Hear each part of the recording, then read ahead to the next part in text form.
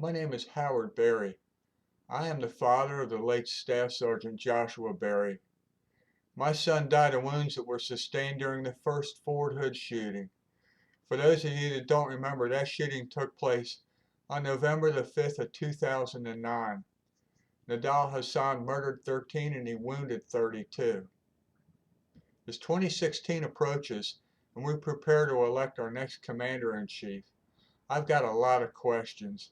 I decided to reach out to each and every candidate that feels that they have what it takes to sit in the White House, irregardless of party.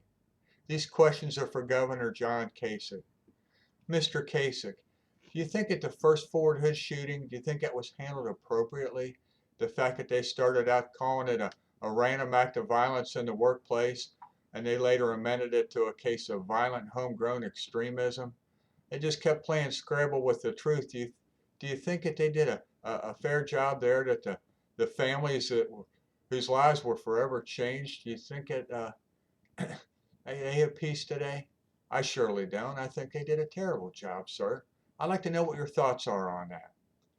My son is I live in Ohio. My son is a native Ohioan, and one of the things that I have a hard time understanding is the lack of support that he got from his elected officials here in Ohio.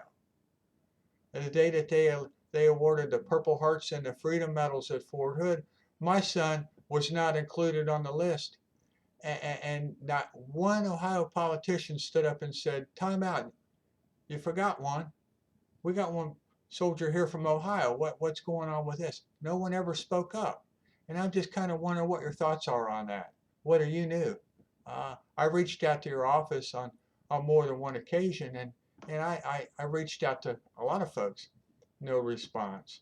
But what do you think about that, Mr. Kasich? What are your thoughts on veteran suicide? Currently, 23 men and women are completing suicide every single day in this country. And I don't understand. I thought we were a better people, you know? I'd like to know whether you're comfortable with 23 a day, if that number keeps you up at night. I know it does me. I think one is too many, sir. And I'd like to know what your thoughts are on that. Uh, Veteran suicide is an important issue, and it also ties into the VA.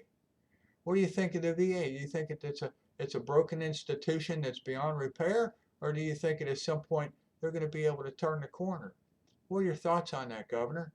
I really would like to know, and I see an awful lot of vets today that are struggling, and I just have to wonder, sir, how many of these how many of these men and women that volunteer to defend our freedom are completing suicide or contemplating suicide based on the fact that they're not getting the care that they need, that they're put off or they lose their paperwork or all the horror stories that are out there.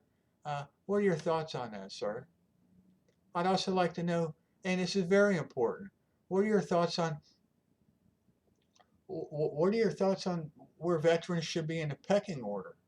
Do you think they should be at the bottom where they currently have been for a long time, or do you think that they should be a little closer to the top? There's an awful lot of empty chairs and an awful lot of tables. Men and women that died in combat, training accidents, suicide, and died of indifference like my son did. He died waiting for help that never came. And I'd like to know what your thoughts are on that. I believe that vets need to be first, and I think that these issues are very debatable. I would absolutely love to see someone stand up and discuss this in a national debate. I'm reaching out to everyone, and I'd like to find out who's going to be the first one to bring it up. It's very, very important. You know, I think that this election is going to swing on the veteran vote. So whoever is going to go ahead and address this issue, may or may not win the nomination. Uh, I'd like to know what your thoughts are, Governor. God bless. I miss my son.